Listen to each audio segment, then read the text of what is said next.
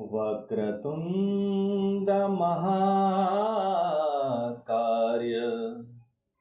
सूर्यकोटि समप्रभ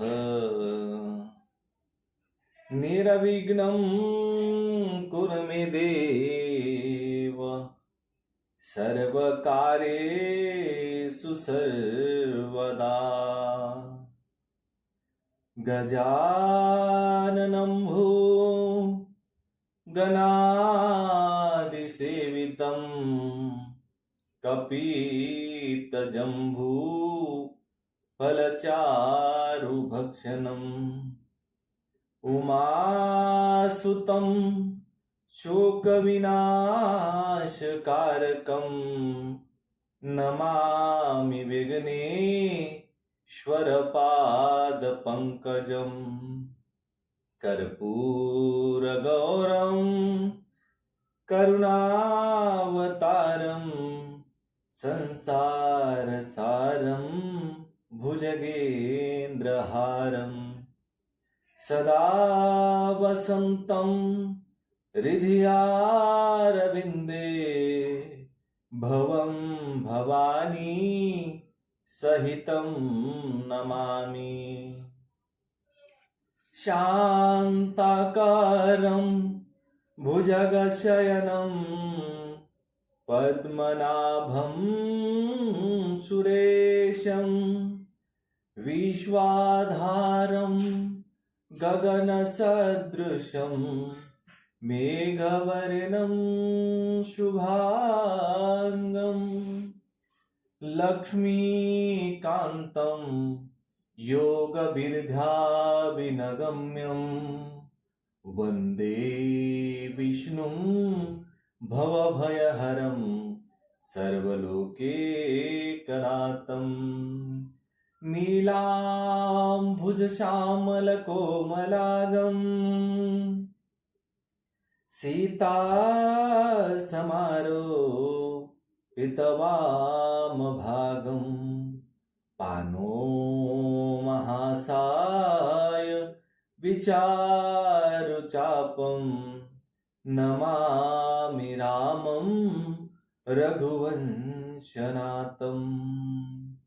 नीलाञ्जनं सम्भासितं रविपुत्रं यमाग्रजं छायामार्तण्डसम्भूदितं तं नमामि शनैश्चरं।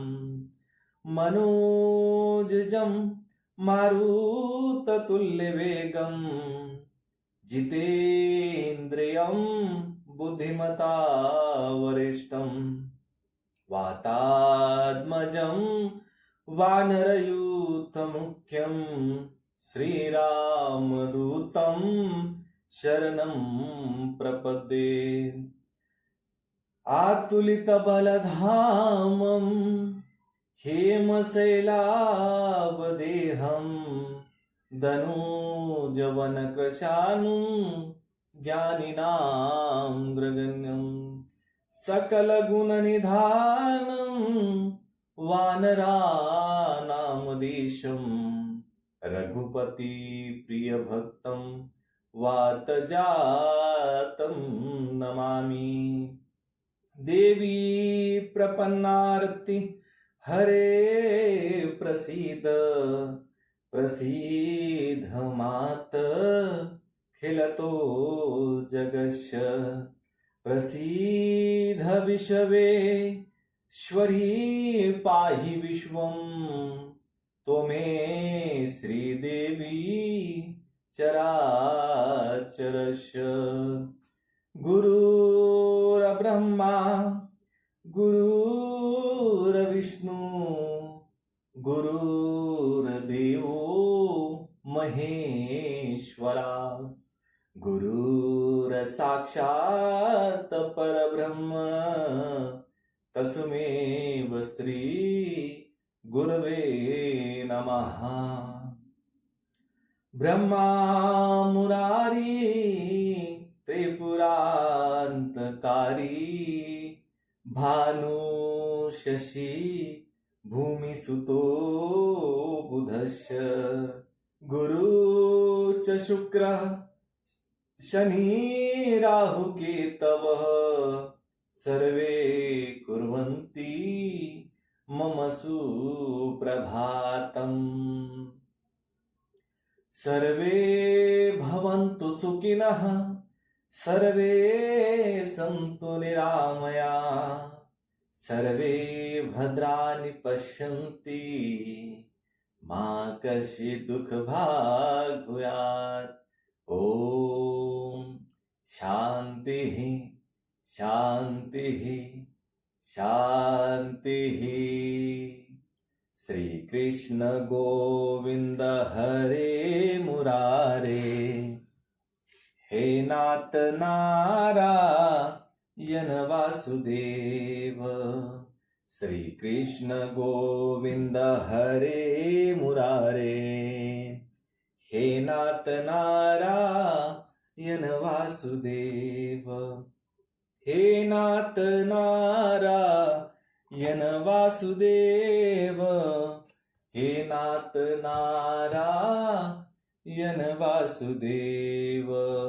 श्री कृष्ण गोविंद हरे मुरारे, हे नाथ नारायण वासुदेव।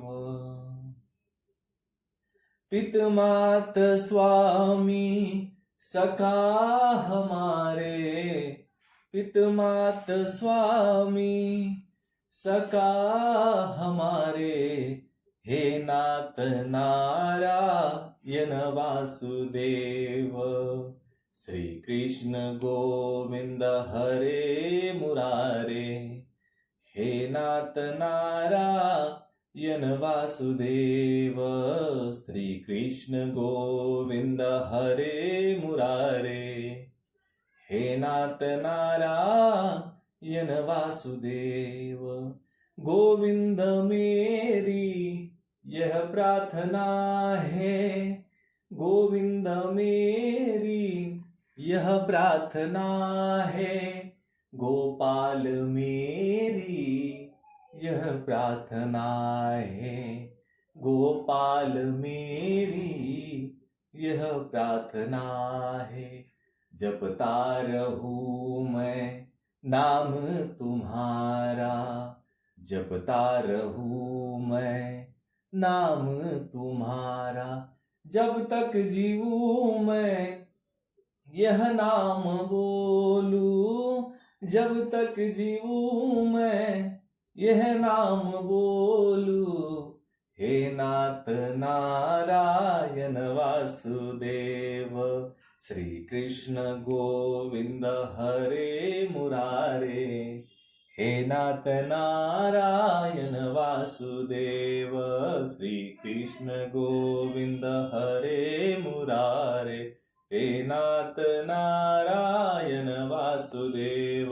श्री कृष्ण गोविंद हरे मुरारे, हे नाथ नारायण वासुदेव, हे नाथ नारायण वासुदेव।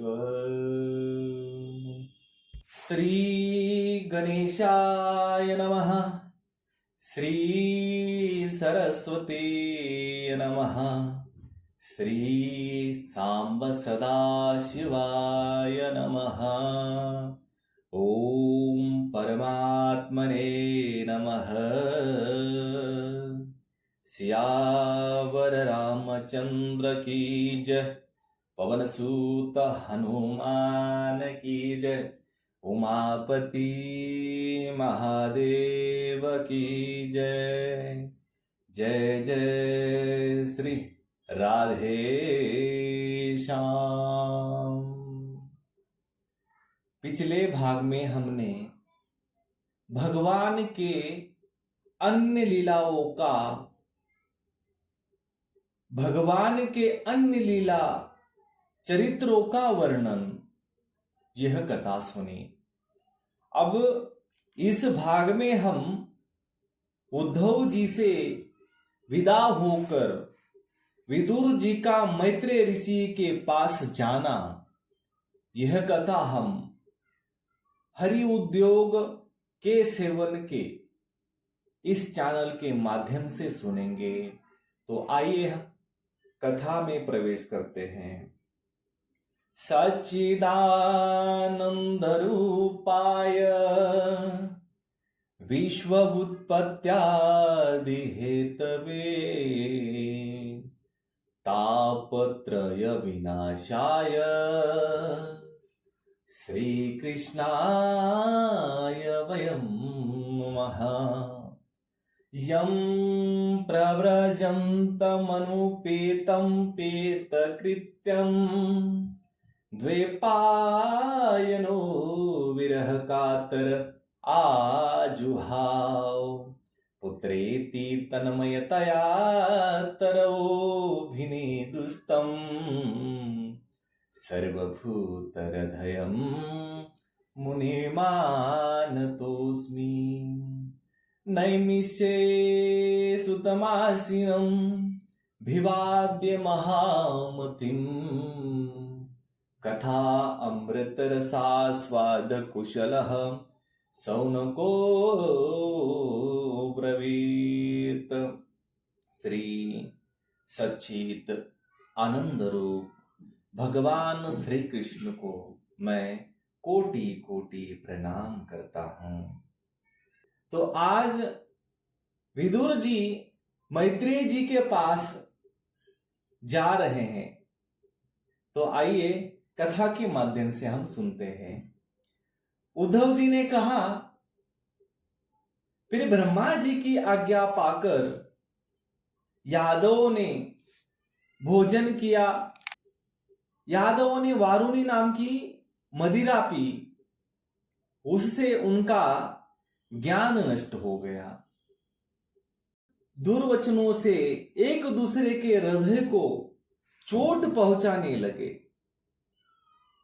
मदिरा के नशे से उनकी बुद्धि बिगड़ गई और जैसे आपस की रगड़ से बांसों में आग लग जाती है, उसी प्रकार सूर्यास्त होते होते उनमें मार काट होने लगी। भगवान अपनी माया की उस विचित्र गति को देखकर सरस्वती के जल से आचमन करके एक वृक्ष के नीचे बैठ गए। इससे पहले ही शरणागतों का दुख दूर करने वाले भगवान श्री कृष्ण ने अपने कुल का संहार करने की इच्छा होने पर मुझसे कह दिया था कि तुम बद्री का आश्रम चले जाओ।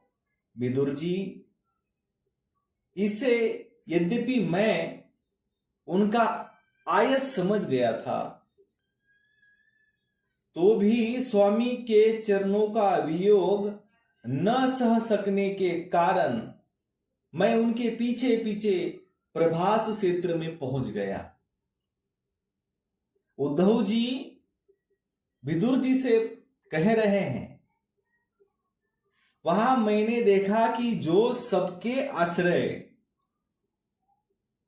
है किंतु जिनका कोई और आश्रय नहीं है, वे प्रियतम प्रभु शोभा धाम श्याम सुंदर सरस्वती के तट पर अकेले ही बैठे हैं। दिव्य विशुद्ध सत्वमय अत्यंत सुंदर श्याम शरीर है, शांति से भरी रत्नारी आंखें हैं, उनकी चार भुजाएं और रेशमी पीतांबर देखकर मैंने उनको दूर से ही पहचान लिया। वे एक पीपल के छोटे से वृक्ष का सहारा लिए बाई जांग पर दाए चरण कमल रखे बैठे थे। भोजन पान का त्याग कर देने पर भी वे आनंद से प्रफुल्लित हो रहे थे। इसी समय व्यास जी के प्रिय मित्र परम भगवत सिद्ध मैत्रेय जी लोकों में स्वच्छंद विचरते हुए वहां आ पहुंचे। मैत्रेय मुनि भगवान के अनुरागी भक्त हैं। आनंद और भक्ति भाव से उनकी गर्दन झुकी रहती थी।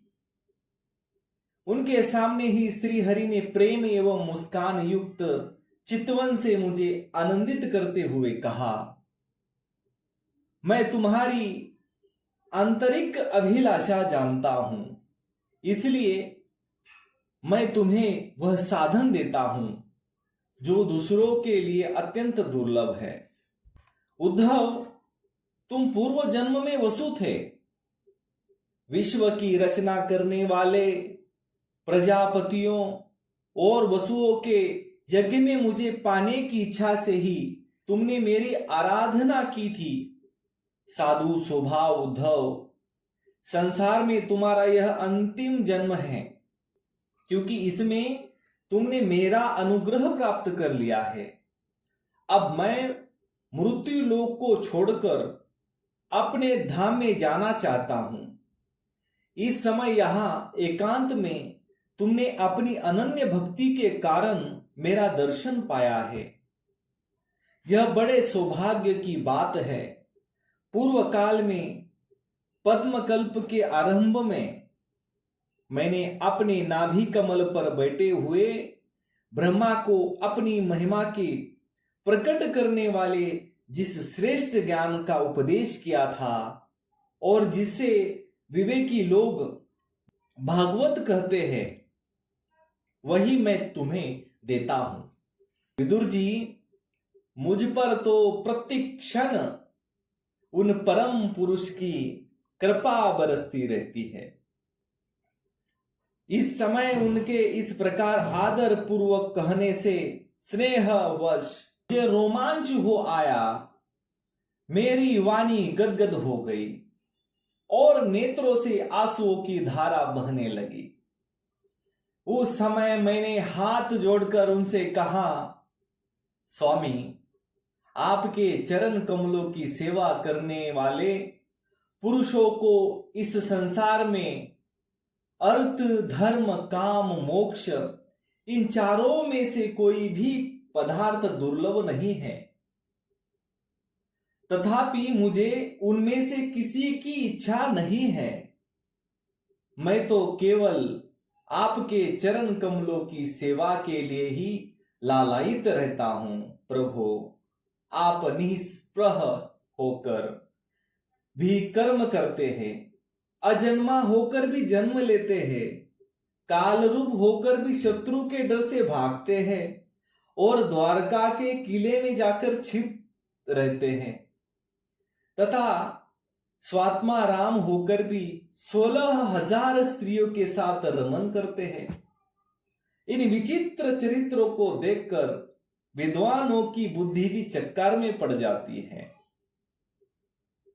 आपका स्वरूप ज्ञान सर्वथा अबाध और अखंड है, फिर भी आप सलाह लेने के लिए मुझे बुलाकर जो भोले मनुष्य की तरह बड़ी सावधानी से मेरी सम्मति पूछा करते थे, प्रभु, आपकी वह लीला मेरे मन को मोहित सा कर देती है।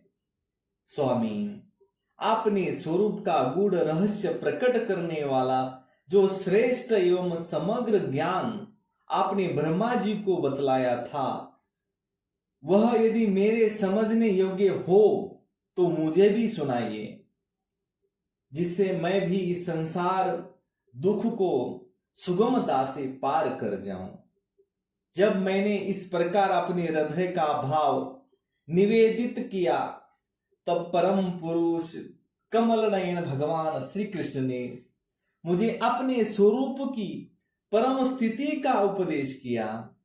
इस प्रकार पूज्य पाद गुरु श्री कृष्ण से आत्म तत्व की उपलब्धि का साधन सुनकर तथा उन प्रभु के चरणों की वंदना और परिक्रमा करके मैं यहां आया हूं। इस समय उनके विरह से मेरा चित्त अत्यंत व्याकुल हो रहा है। विदुर जी, पहले तो उनके दर्शन पाकर मुझे आनंद हुआ था, किंतु अब तो मेरे हृदय को उनकी विरह व्यथा अत्यंत पीड़ा कर रही है। अब मैं उनके प्रिय क्षेत्र बद्रिक आश्रम को जा रहा हूं, जहां भगवान श्री नारायण देव और नर ये दोनों ऋषि लोगों पर अनुग्रह करने के लिए दीर्घकालीन सौम्य दूसरों को सुख पहुंचाने वाली एवं कठिन तपस्या कर रहे हैं। श्री सुखदेव जी कहते हैं, इस प्रकार उद्धव जी के मुख से अपने प्रिय बंधुओं के विनाश का असह्य समाचार सुनकर परम ज्ञानी विदुर जी को जो शोक उत्पन्न हुआ उसे उन्होंने ज्ञान द्वारा शांत कर दिया। जब भगवान श्री कृष्ण के परिक्रमों में प्रधान महाभागवत उद्धव जी बद्रिक आश्रम की ओर जाने लगे, विदुर जी ने श्रद्धा पूर्वक उनसे पूछा, उद्धव जी, योगेश्वर भगवान श्री कृष्ण ने अपने स्वरूप के गूढ़ रहस्यों को प्रकट करने वाला जो परम ज्ञान आपसे कहा था वह आप हमें भी सुनाइए, क्योंकि भगवान के सेवक तो अपने सेवकों का कार्य सिद्ध करने के लिए ही विचरा करते हैं। उद्धव जी ने कहा, उस तत्व ज्ञान के लिए आपको मुनिवर मैत्री जी की सेवा करनी चाहिए। इस मृत्युलोक को छोड़ते समय मेरे सामने स्वयं भगवान ने ही आपको उपदेश करने के लिए उन्हें आज्ञा दी थी। श्री सुखदेव जी कहते हैं, इस प्रकार विदुर जी के साथ विश्वमूर्ति भगवान श्री कृष्ण के गुणों की चर्चा होने से उस कथा अमृत के द्वारा उद्धव जी का वियोग जनित महान ताप शांत हो गया। यमुना जी के तीर पर उनकी वह रात्रि एक क्षण में समान बीत गई। प्रातः काल होते ही वे वहां से चल दिए। राजा परीक्षित ने पूछा, भगवान, प्रश्नी कुल और भोजवंश के सभी रथी और युद्धपतियों के भी युद्धपति नष्ट हो गए थे, यहां तक कि त्रिलोकी नाथ श्रीहरि को भी अपना वह रूप छोड़ना पड़ा था, उद्धव जी ही कैसे बचे रहे? श्री सुखदेव जी ने कहा, जिनकी इच्छा कभी व्यर्थ नहीं होती, उन श्री हरि ने ब्राह्मणों के शाप रूप काल के बहाने अपने कुल का संहार कर अपने विग्रहों को त्यागते समय विचार किया, अब इस लोक से मेरे चले जाने पर संयमी शिरोमणि उद्धव ही मेरे ज्ञान को ग्रहण करने के सच्चे अधिकारी है। उद्धव मुझसे अनुमात्र भी कम नहीं है, क्योंकि वे आत्मजयी है, विषयों से कभी विचलित नहीं हुए, अतः लोगों को मेरे ज्ञान की शिक्षा देते हुए ही रहे। वेदों के मूल कारण जगत गुरु श्री कृष्ण के इस प्रकार आज्ञा देने पर उद्धव जी बद्रिक आश्रम में जाकर समाधि योग द्वारा श्री हरि की आराधना करने लगे। कुरुश्रेष्ठ परीक्षित, परमात्मा श्री कृष्ण ने लीला से ही अपना श्री विग्रह प्रकट किया था और लीला से ही उसे अंतर्धान भी कर लिया। उनका वह अंतर्धान होना भी धीर पुरुषों का उत्साह बढ़ाने वाला तथा दूसरे पशुतुल्य अधीर पुरुषों के लिए अत्यंत दुष्कर था। परम भागवत उद्धव जी के मुख से उनके प्रशंसनीय कर्म और इस प्रकार अंतर ध्यान होने का समाचार पाकर तथा यह जानकर कि भगवान ने परम धाम जाते समय मुझे भी स्मरण किया था, विदुर जी उद्धव जी के चले जाने पर प्रेम से विलय होकर रोने लगे। इसके पश्चात सिद्ध शिरोमणि विदुर जी यमुना तट से चलकर कुछ दिनों में गंगा जी के किनारे जा पहुंचे, जहां श्री मैत्रेय जी रहते थे। तो आज के लिए इतना ही। कर्पूर गौरम करुणावतारम संसार सारम भुजगेंद्र हारम सदा वसन्तं हृदयारविन्दे भवं भवानी सहितं नमामि। सियावर रामचंद्र की जय, पवन सूत हनुमान की जय, उमापति महादेव की जय। जय जय श्री राधे श्याम। शेष चर्चा अगले भाग में।